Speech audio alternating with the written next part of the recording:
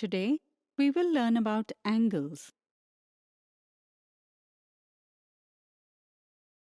The word angle originates from the Latin word angulus, which means corner.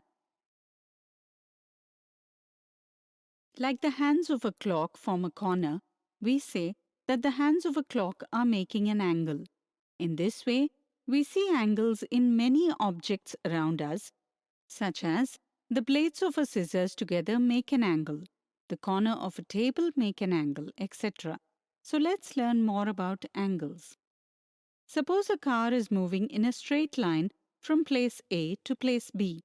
Then to find the change in position of the car, we need to find the distance between A and B. Now suppose the hand on the clock moves from place P to Q. If we need to find the change in the position of the hand, would it be correct to find the distance between P and Q? Give it a try.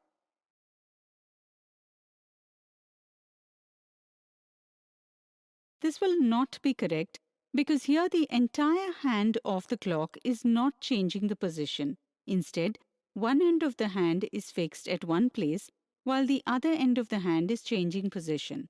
In this way, we say that the hand is moving, or it is said that the hand is rotating. Angle helps us to show the change in position. Angle tells us how much an object, like the hand of a clock, has rotated. We denote this rotation by measuring the angle. If we represent the initial position of the needle with ray OA and the new position after rotation by ray OB, we can say that ray OA has rotated through the angle AOB and has come to the position of ray OB. In this way, the measure of rotation of a ray or line segment is called an angle, or we can also say that the measure of inclination between the two rays starting from a common point is called an angle.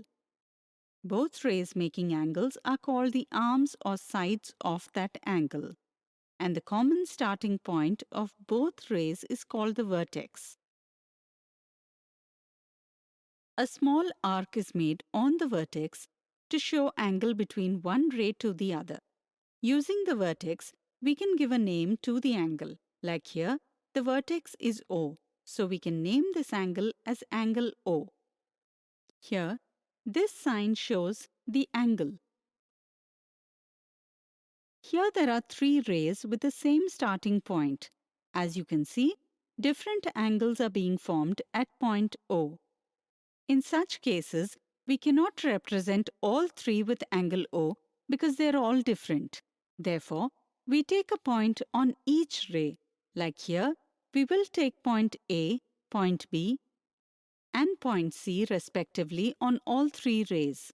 And then, using the vertex and these points, we will now be able to name the specific angles. For example, we will name the angle formed between ray OA and ray OB as angle AOB, or we can name it as angle BOA also.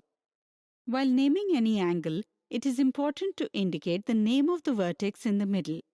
Just like angle AOB, we will name the angle between ray OB and ray OC as angle BOC or angle COB.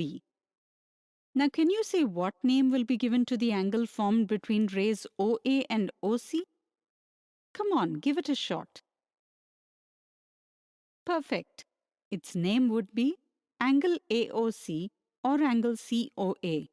We also show this with angle O. With this, you must have understood the concept of angle. Now let's understand angles further. There are three regions related to any angle. The part formed by the arms or the sides of the angles is called the boundary of the angle. The part inside the boundary of the angle is called the interior of the angle. And the part outside the boundary of the angles is called the exterior of the angle. The interior of the angle and its boundary together is called the region of the angle.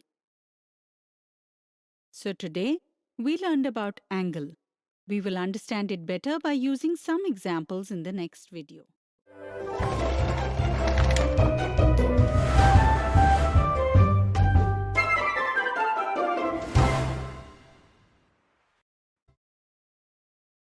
Today, we will see some examples related to angles. Which of the following figures has more angles? Angle means corner. So to find out how many angles are there in the figure, we will find the number of corners. Here, in figure A, we see there are 6 corners. So this figure has a total of 6 angles. Similarly, in figure B, we see that there are a total number of 7 corners. So we can say that this figure has a total of 7 angles. Now we can say that figure B has more angles. Next example. In the given figure, write the names of the angles, vertex, and arms of each angle. Two rays with a common starting point make an angle. In the given figure, ray AD and ray AF make angle DAF. We can also call it angle FAD. The two rays that make an angle are called the arms or sides of the angle. In this way, the arms or sides of the angle DAF are ray AD and ray AF. Similarly, the common starting point of rays is called vertex of the angle. In this way, A is the vertex of angle DAF. In this figure, ray AF and ray AE make angle FAE or angle EAF. The arms and sides of this angle are ray AF and ray AE, and the vertex is point A. This figure has another angle. Can you find an angle other than angle DAF and angle FAE in this figure? Think a little. Absolutely correct. The third angle in this figure is angle DAE or angle EAD. The arms and sides of this angle are ray AD and ray AE, and the vertex is point A. Next example. In the figure given below, find out what are the points on the boundary AOC, what are the points in the interior of AOC, and what are the points on the exterior of AOC. In the previous video, we learned that the part formed by the arms or sides of the angle is called boundary. The part inside the boundary of the angle is called the interior of the angle, and the part outside the boundary of the angle is called the exterior of the angle. Let me solve the given questions based on this understanding. As you can see, the given figure has point A, point O, point F, and point C on the sides of the angle. So, we can say that all these points are at the boundary of the angle. Can you tell which point is in the interior of the angle? Think a little. Okay, let me tell you. Here, point E, point B, along with point G, are also in the interior of the angle. Can you tell why we say that point G is in the interior of the angle? Let me explain.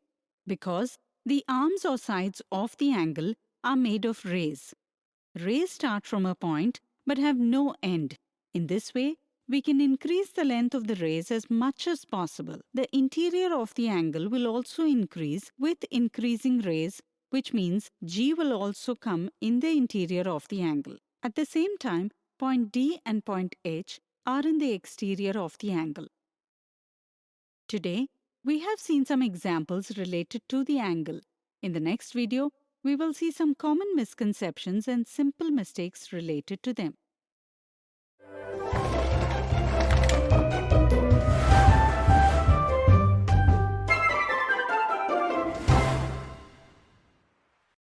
Today, we will see about some common misconceptions and simple mistakes related to angles. Misconception 1. In the following figure, what is the wrong way of stating the angle formed by ray YX and ray YZ? Some children do not read the question properly. In a hurry, they assume that the question asked is what is the name of the angle of the given figure. So they give the answer as option 1 of the angle. This is an incorrect answer. Some children do not know that angle XYZ can also be written as angle ZYX. They think that it is incorrect to write the name of the angle as angle ZYX in this way, so they give the wrong answer as option 2. The correct understanding is that the angle shown in the given figure can be written as angle XYZ, angle ZYX, or angle Y. While naming the angle, it is important to keep in mind that the letter of the vertex remains in the middle of the remaining two letters. The letter in the middle tells us at which point the angle is being formed. If we see in option 3, the middle letter is Z. According to this option, the angle is formed at point Z. But if we look at the figure, then the angle is formed at point Y. Therefore, the name of the angle is angle XZY, which is incorrect. So, the answer to the given question is option 3. Now let's see some common mistakes. Simple mistake related to the sign of an angle. Often, children forget to write this sign while writing the name of the angle or do not think it necessary to write it. But this is a misunderstanding. While writing the name of the angle, it is mandatory to write the sign in the beginning. Therefore, for the angle in this figure, it is correct to write the angle BAC or angle CAB, while writing BAC or CAB is incorrect.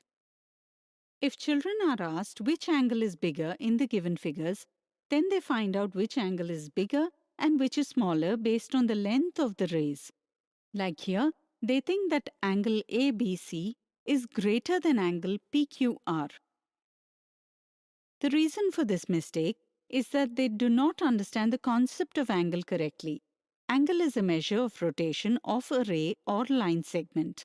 Or we can say that the angle shows the inclination of two rays from each other. If we arrange the given figures on each other, then we will see that here the rays of the first figure and the second figure are at the same inclination. So, we can say that both the angles are equal here.